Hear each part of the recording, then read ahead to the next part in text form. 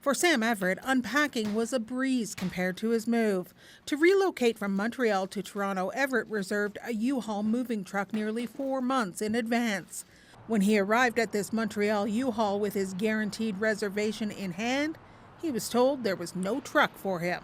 I was in shock. I remember asking what the purpose of the reservation was. They told me that my truck was reserved for that location, but that it hadn't been assigned to me, whatever that means. I'm not sure what that means, and I assume that assigning the truck was their responsibility, not mine. The issue has been out there forever, even featured in an iconic episode of the NBC series Seinfeld.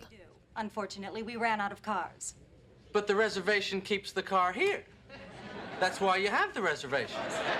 I know why we have reservations. I don't think you do. But Everett wasn't laughing when he realized he'd have to do all the legwork to find another moving truck. The closest available U-Haul truck was a nearly 600-kilometer round trip away in La Tuque, Quebec. So Everett rented a car, enlisted a friend, and made the 7-hour trip, costing him more than $400 extra. They just kind of absolved themselves of any responsibility on their end. I had little to no choice as to what to do, since I had to be out of my Montreal apartment legally, actually, by midnight. It all happened on Quebec's famous Moving Day, when tens of thousands of leases expire and Quebecers move en masse. So Everett had to stay up all night to pack the truck before making the 6-hour solo drive the next day to Toronto, stopping along the way for a nap for safety's sake. This Quebec lawyer says U-Haul didn't live up to provincial consumer laws.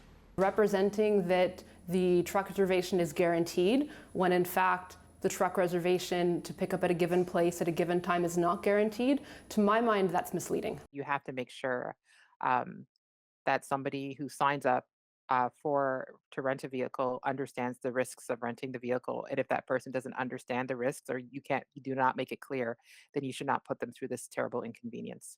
In a statement, U-Haul said it sometimes has to refer a customer to the next closest location. It acknowledged the distance this particular customer had to travel was both unfortunate and extreme. U-Haul sent Everett a $250 certificate, but he says he doesn't plan to use U-Haul ever again. Carolyn Dunn, CBC News, Calgary.